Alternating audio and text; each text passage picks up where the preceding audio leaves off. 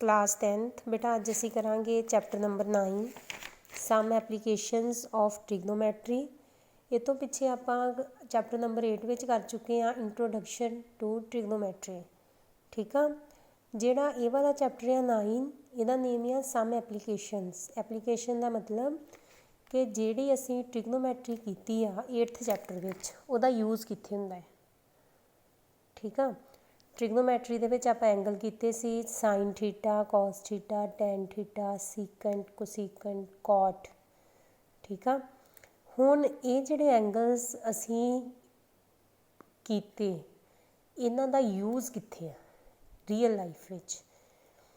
बेटा जिहड़ी ट्रिग्नोमैट्री आ basically use की जाती आ जिहदे विच असी एंगल दी हैल्प नाल किसी भी ऑबजैक्ट की हाइट ਜਾਂ ਉਹਦਾ डिस्टेंस मेजर करनी है।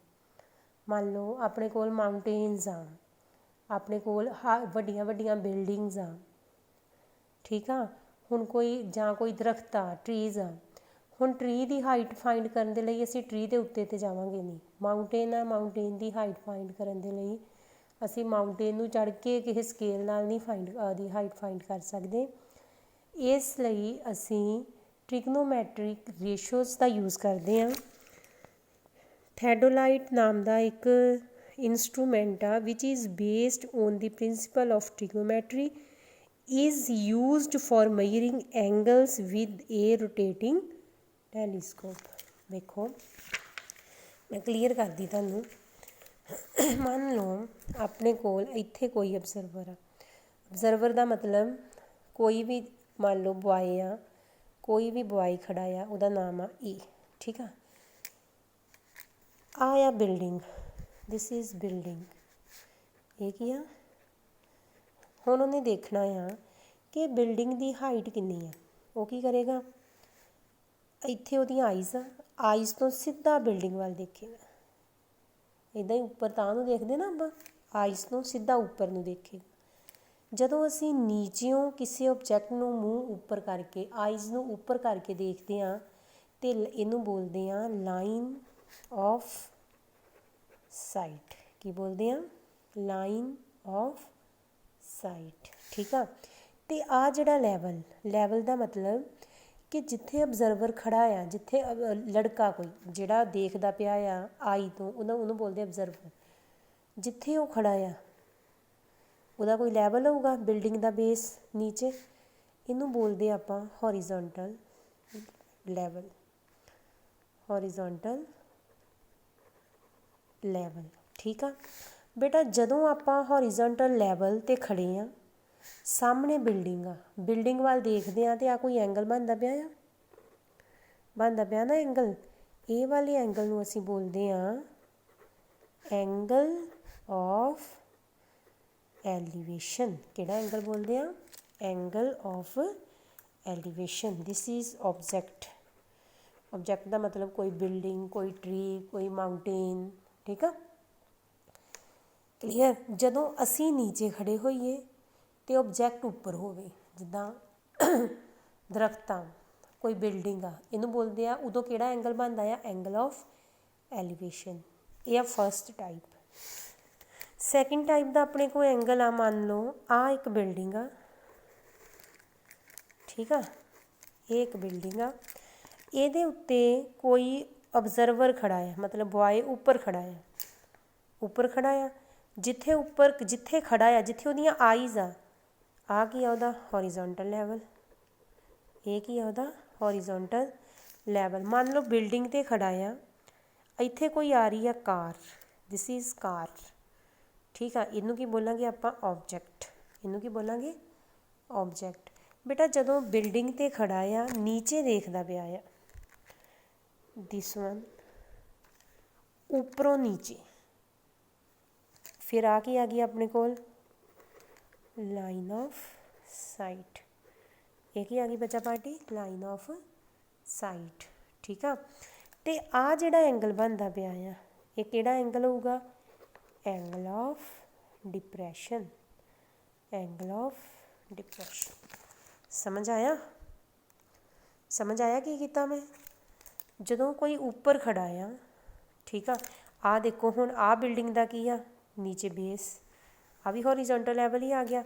आ वाला एंगल ते आ वाला एंगल सेम होणगे, बन गई ट्राईएंगल वही जिहड़ी इच बनदी। Alternate angles are equal. वो चलो जो सम आऊगा उदों वेखांगे। दो चीज़ां तुसीं माइंड विच रखणियां ये चैप्टर करन तो पहलां। जदों बेटा ऑबजरवर नीचे आ ते बिल्डिंग उपर आ, किसी उच्ची चीज़ वाल देखदा पिया, आपां अखां उपर चुक के देखदे पए आ, angle of elevation.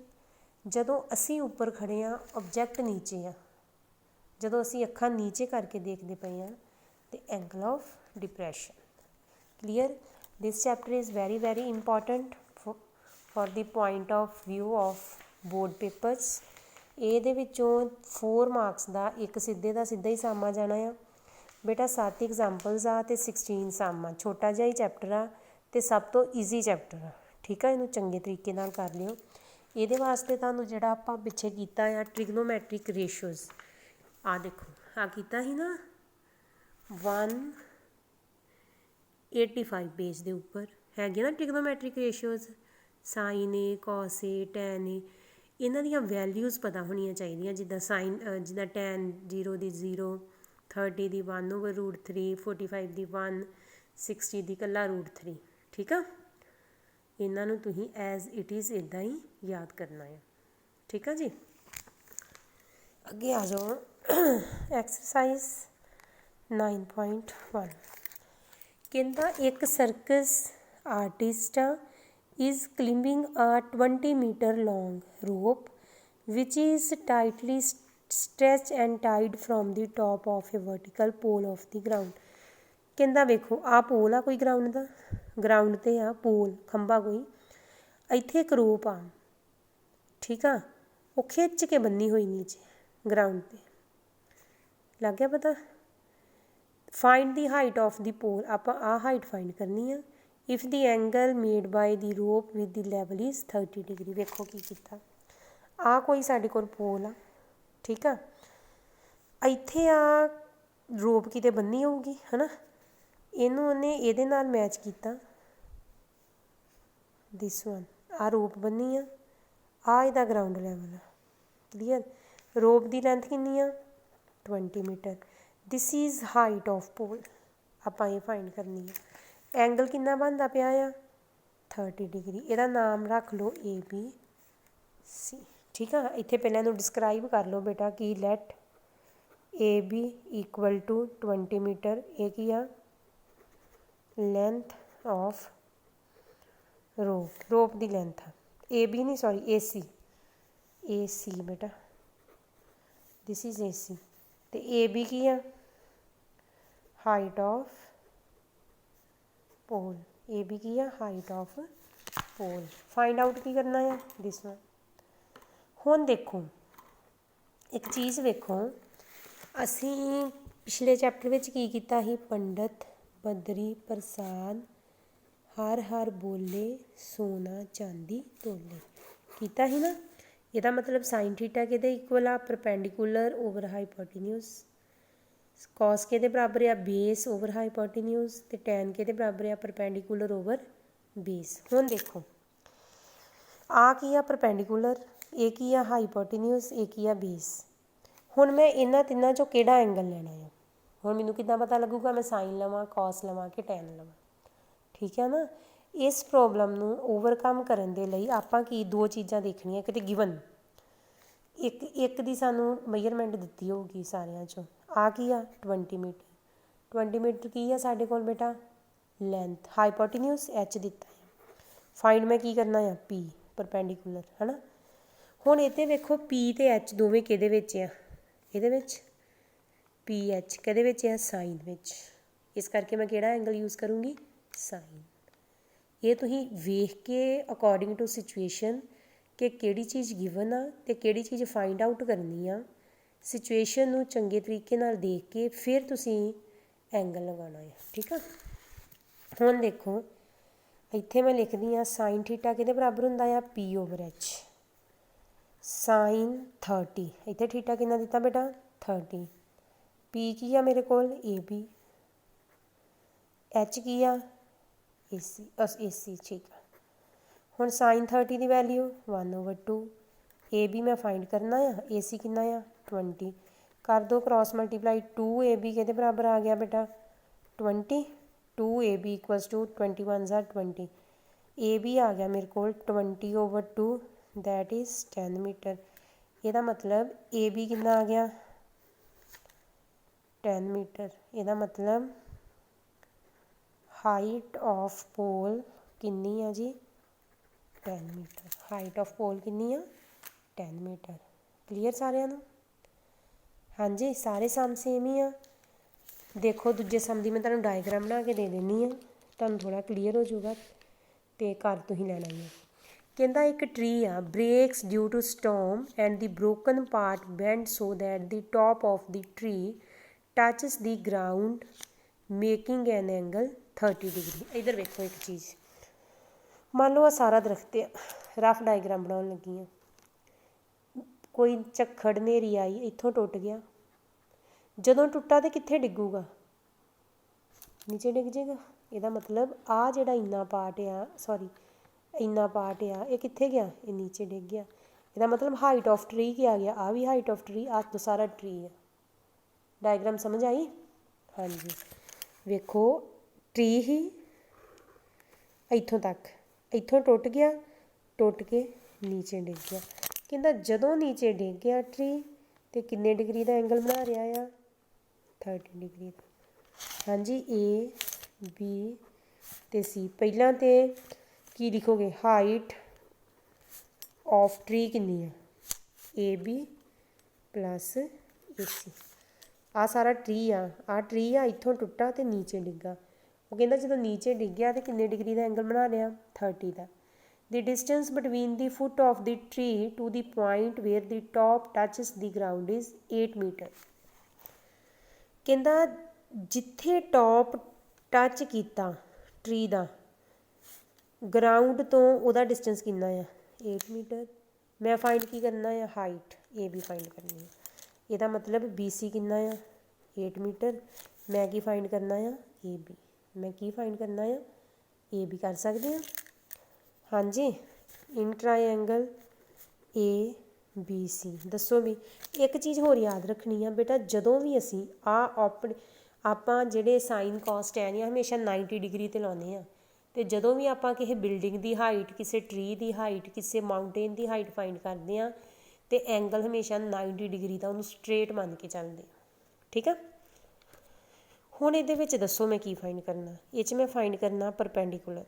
Uh perpendicular है ना तो गिवन की आ बेस। हुण वेखो परपेंडिकुलर ते बेस दोनों चीज़ां किहदे विच आ रही हैं टैन विच। टैन किहदे इक्वल आ पी ओवर बी।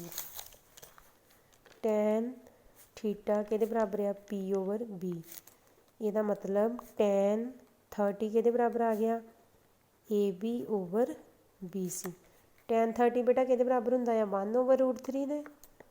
टैन 30 किहदे बराबर हुंदा आ 1/√3। ए बी कितना आ ए बी आ ते बी सी कितना आ 8।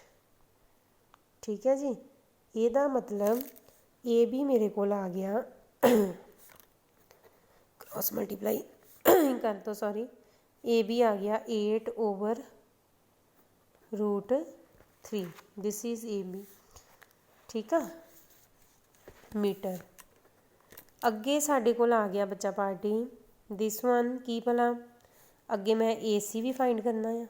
एक चीज़ होर नोट करनी, जदों साढ़े कोल बेटा नीचे डिनोमीनेटर च अंडर रूट आ गया तो असीं उहनूं खत्म करना हुंदा है। इत्थे ही कर लो ए बी कितना होगा 8/√3 मल्टीप्लाई रैशनलाइज कर लो। रैशनलाइज की हुंदा है नीचे वाली रकम नूं मल्टीप्लाई भी कर दो तो डिवाइड भी कर दो। कितना होगा 8√3 ओवर अंडर√3 नूं अंडर√3 ना कीती कितना आ गया कल्ला 3 मीटर।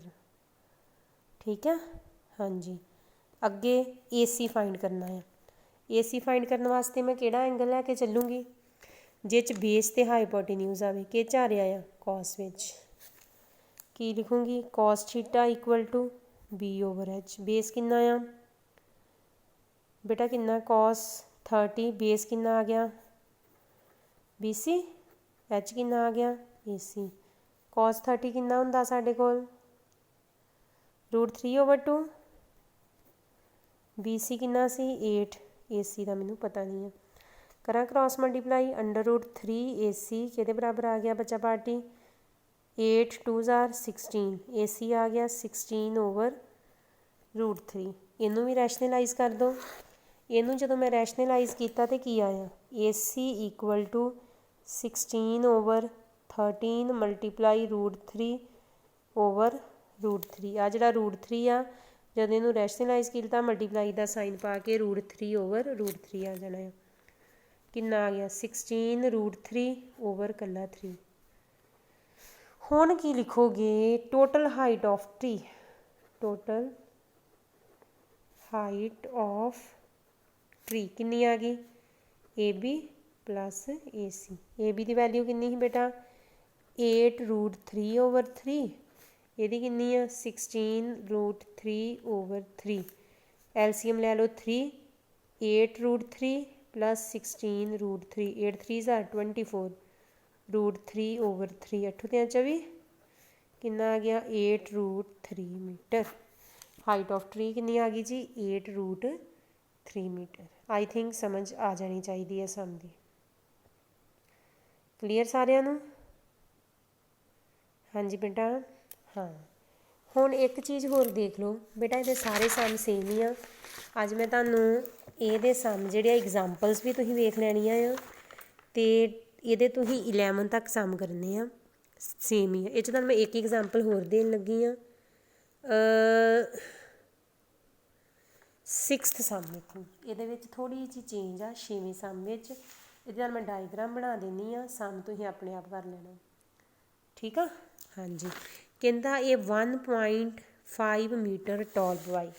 क्वेश्चन नंबर 6 कहता एक लड़का आ किन्ना दी हाइट किन्नी है 1.5 metre standing at some distance from a 30 metre building. आ कोई बिल्डिंग आ ये सारी बिल्डिंग की हाइट किन्नी है 30 मीटर। किन्नी है बेटा सॉरी ये सारी बिल्डिंग की हाइट किन्नी है 30 मीटर। क्लीयर की कह रहा the angle of elevation from his eyes to the top of the building increases from 30 to 60। कहता इत्थे खड़ा आ हुण वेखो 1.5 मीटर उच्चा आ उहदी लेंथ। ਇਹਦਾ मतलब ਉਹਦੀਆਂ आईज ਇੱਥੇ आ 1.5 ਤੇ। ਇਹਦਾ मतलब एंगल ऑफ एलिवेशन ਇੱਥੋਂ ਬਣੂਗਾ। समझ आई एंगल ऑफ एलिवेशन ਇੱਥੋਂ ਬਣੂਗਾ हॉरिजॉन्टल लैवल ਉਹਦਾ A आएगा। कहता पहला ਉਹਦਾ एंगल कितना ही 30 फिर अगे कुछ गया तो एंगल ऑफ एलिवेशन कितना हो गया 60। कितना हो गया जी 60। He as he walks towards the building find the distance he walk towards the building. Find की करना आ कि कितना डिस्टेंस उन्हें जिहड़ा आ वो कवर किया। ठीक आ वेखो हुण एक चीज़ वेखियो ਜਦੋਂ ਉਹਦੀ ਆਈ ਸਾਈਟ ਇਹ ਆਈ ਇਹਦਾ ਮਤਲਬ ਆਪਾਂ ਹਾਈਟ ਕਿਹੜੀ ਲੈ ਕੇ ਚੱਲਾਂਗੇ 30 - 1.5 30 ਚੋਂ 1.5 ਕਰੋ ਤੇ ਕਿੰਨਾ ਆ ਗਿਆ -28.5 मीटर। ਅਸੀਂ ਹਾਈਟ ਲੈਣੀ ਆ ਵਾਲੀ ਠੀਕ ਆ ਅਸੀਂ ਹਾਈਟ ਲੈਣੀ ਆ ਵਾਲੀ। ਹੁਣ ਤੁਸੀਂ ਕੀ ਕਰਨਾ ਆ ਮੰਨ ਲਓ ਇਹਨੂੰ ਲੈ ਲਓ x ਇਹਨੂੰ ਕੀ ਲੈ ਲਓ y ਇਹਨੂੰ ਕੀ ਲੈ ਲਓ y ठीक है जी। इनू लै लो x एक नू लै लो y। पहला ट्राईएंगल लैके चलो ABC ठीक है फिर ट्राईएंगल लैके चलनी है AB ते D। दोवां दे आंसर आ जाएंगे फिर दोवां नू कंपेयर कर लेना है ठीक है। कंपेयर करन तो मगरों आंसर कढ़ना है कि आंसर कितना आ रहा है। बेटा ये जिहड़े सम आ इन्हां नू तुसीं एक बारी सारिआं नू ट्राई करना जिथे ਆਪਾਂ ਨੂੰ आ जाए कि इन्ने मीटर किसी की हाइट आ वो इन्ने मीटर खड़ा आ ਇਹਦਾ मतलब कि उन्ने मीटर ਜਿਹੜੀ बिल्डिंग की हाइट आ ਜਾਂ ट्री की हाइट आ ਉਹਦੇ ਵਿੱਚੋਂ माइनस कर देना है। ਹੁਣ मैं ਤੁਹਾਨੂੰ ਇਹਦੇ 11 तक ਜਿਹੜੇ ਸਮ ਆ क्योंकि वीडियो बहुत लंबी हो गई आ चैप्टर ਤੁਹਾਡੇ ज़्यादा आ ਇਹਦੇ ਜਿਹੜੇ बाकी सम्स आ ਇਹਦੀਆਂ मैं पिक्स ਤੁਹਾਨੂੰ ग्रुप ਤੇ WhatsApp वाले ਤੇ सेंड कर दूँगी। ਜੇ ਕਿਸੇ ਬੱਚੇ ਨੂੰ ਕੋਈ प्रॉब्लम आ रही आ दैन ਮੈਨੂੰ ਤੁਸੀਂ ਦੱਸ ਦਿਓ मैं ਤੁਹਾਨੂੰ ਅੱਗੇ ਉਹ ਵਾਲਾ ਸਮ ਜਿੱਥੋਂ ਵੀ ਕੋਈ प्रॉब्लम आ मैं ਤੁਹਾਨੂੰ समझा दूँगी ठीक है। हाँ तो तुसीं ये 11 तक सम करने आ उस तो मगरों आप अगे करांगे कि एंगल ऑफ डिप्रैशन की। ठीक है जी थैंक यू।